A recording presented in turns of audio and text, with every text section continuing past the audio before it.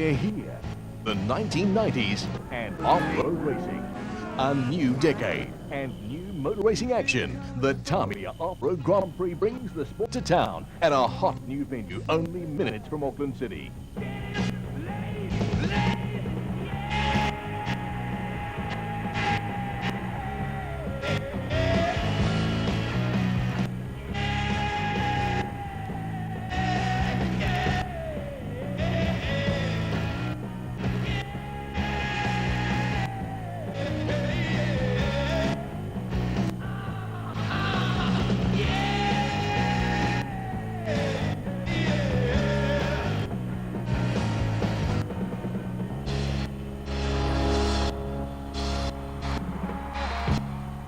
Offroad Grand Prix, presented by Tamiya Models, first in quality around the world.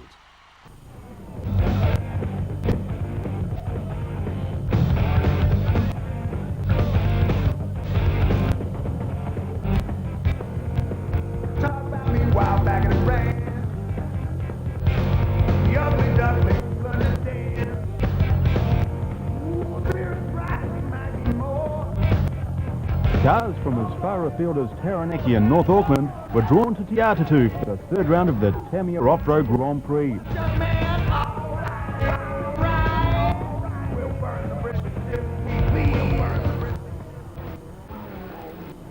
Off-road racing is just that, racing off the roads. In this case, a stadium-style dirt track just 10 minutes from downtown Auckland. There are 4 types of machine, starting with Class 7, the up to 1200cc standard VW engine. Races are run over 5 laps on the tight L-shaped circuit, with Class 7 the first to roar away. One of the local competitors, Ringatahi, was easily hooked on the excitement. Got a starter for the Class 7, which is a Toki, and work your way into it. And once you get used to that, then you go up a corner. I've got a couple of mates here that we sort of have one another on and sort of try and beat them or something like that. One of his mates is Trevor Boakes in car 715. He's all the way from Whangarei. And 777 Warren Hallier has tracked even further from Taranaki. He's determined not to leave empty-handed. You can break in at this lower level for as little as $3,000. Class 5 caters for the modified 1200cc engines. Probably the quickest way to get offside with an off-road racer is to suggest his sport is confined to four-wheel drive enthusiasts plugging through mud bogs. Number 5 Brian Trussler and 542 Alan Knight have a real tussle for the early lead. Trussler eventually shakes off his Western Districts clubmate.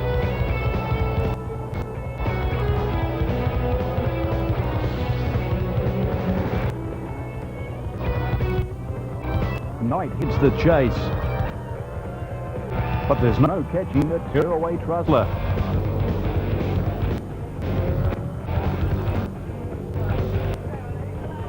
Class 3, the 1200 to 1600 cc's, also attracts a big field. Jimmy Green in 327 charges to the front.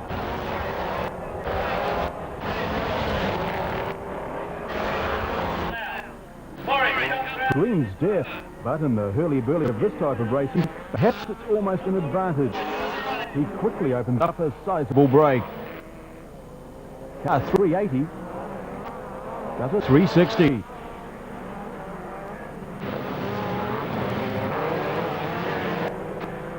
Speed's the name of this game, hurtling as fast as you can across undulating terrain and all manner of purpose-built vehicles. Off-road racing sprang up a decade ago, out in the forest, backlocks and beaches, but has broken fresh ground with the advent of Grand Prix racing close to the city in West Auckland.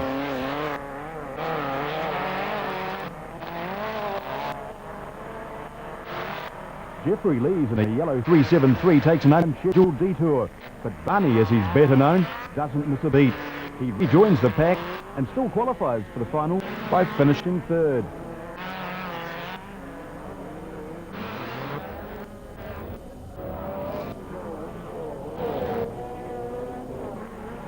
Barney's taking the rough stuff on the chin. I got a little bit too crossed up coming around the corner, and the guy that was following right on my tail, and he just caught me and spun me sideways, and I had to go in the bush anyway, so I thought I'd do a little bit more off-roading. It's time for the big boys to do battle in the Formula cars. The two to beat him, Manukau's Tony McCall in middle in 157 and Ian Foster in the Tamiya Models #1. These are factory-built racing cars, different designs but both assembled by South Auckland Engineering. McCall makes a flyer while Foster is debuting a new car valued at $50,000. The racing format is simple. 3 rounds of heats for each class, with the top point scorers gaining direct entry to big final at the end of the day. The also-rans line up in the losers semi-final, with the winners of each class claiming the 4 remaining berths in the final. McCall loses his lead on overdrive on the top corner. Foster slips through on the inside. His new car is handling a treat.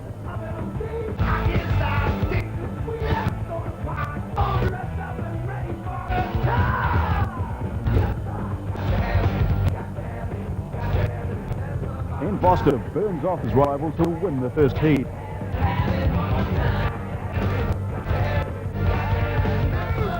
Not everything goes to plan for Stuart Reid.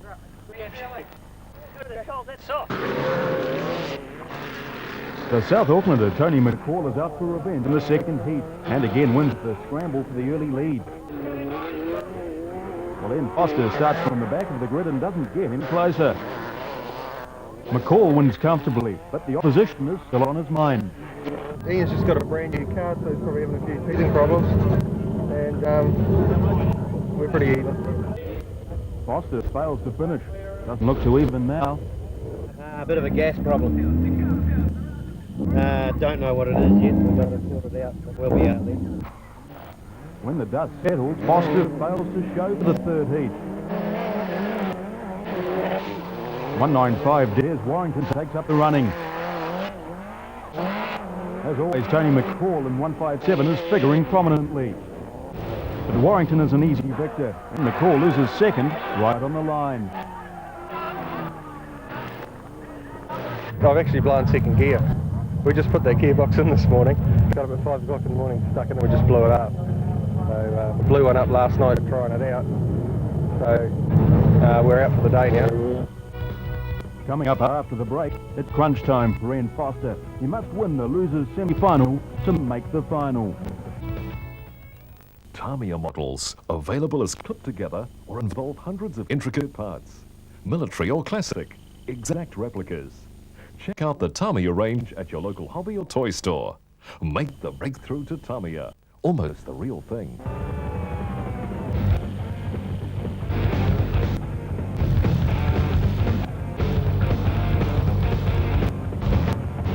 The semi-final is run over 10 laps, and the Class 7 and 5 cars make the most of their good grid positions. Quick repairs have Ian Foster back in business, but he has the whole field in front of him.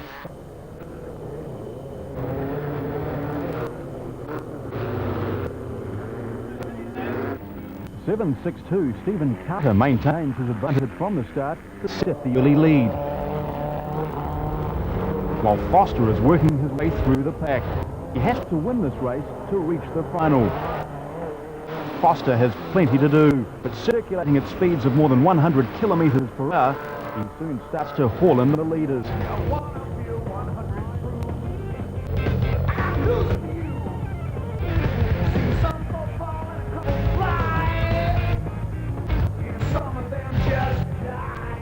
Stephen Carter is still in front, but the back marker now has him in sight.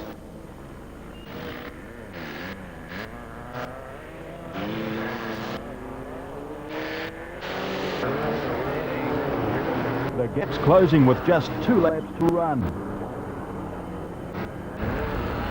It's only a matter of time before the Class 1 car hours past.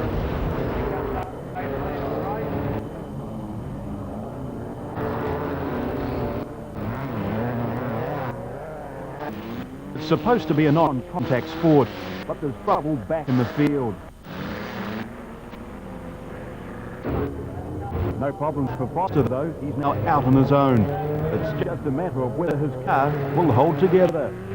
We'll be in the final. I really don't like our chances though, because Henry's a little bit of a problem. It's a bit of a handful right now.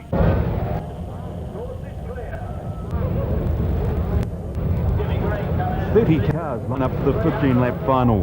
The slower classes are again off the front, and the Formula cars at the back of the grid.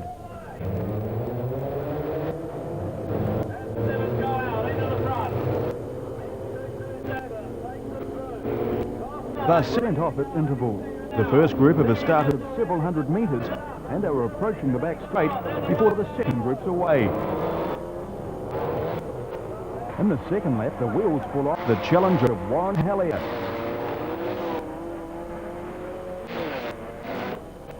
The elite Formula cars can lap the circuit in 40 seconds. That's up to 10 seconds quicker than the Class 7s.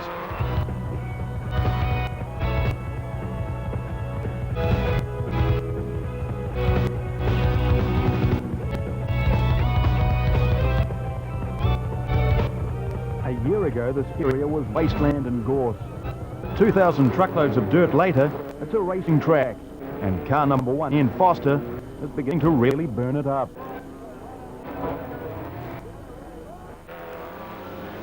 Repeating his antics of the heats, Jeffrey Lees goes cross-country, hardly practicing what he preaches. Just try and do clean lines and try and get in and out of corners as fast as possible. Just try and drive nicely. Driving very nicely, it's two of the stars from earlier in the day.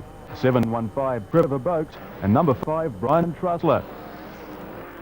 It's a real scrap for the lead, but Trussler takes over on lap 5.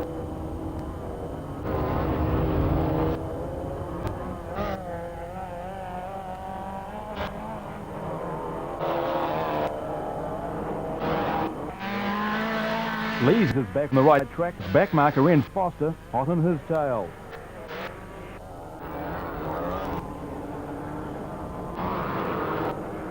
Trussler's taken off, and he holds the lead for the next 7 laps, but all the time preparing himself for the challenge from the faster Formula cars that are bunching behind him.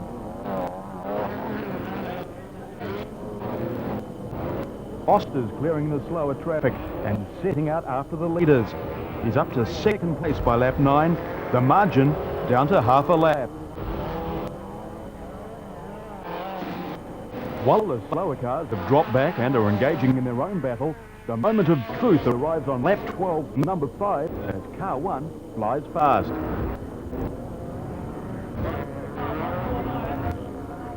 But the tight circuit prevents Foster from really opening up his Class 1 racer.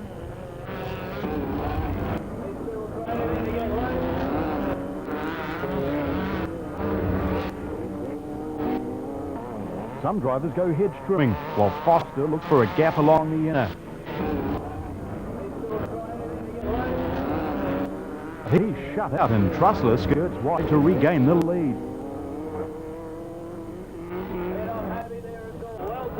I picked a car to stay behind and he slowed up, something terrible, and they all went freight train around the outside, so I lost a lot of ground. Yeah, well, he got tangled up behind a couple of slower cars, so I managed to squeeze around the outside. Squeezed back in front of him, but just couldn't hold him out. Prophetic words indeed, as car 5 tries to stay in front, but just can't match Foster's superior speed.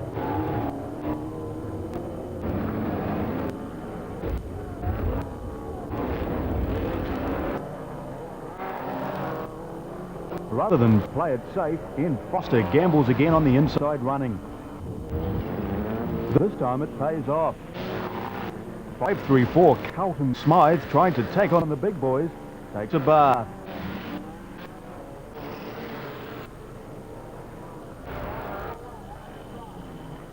The newest car has overcome its mechanical problems to emerge number 1.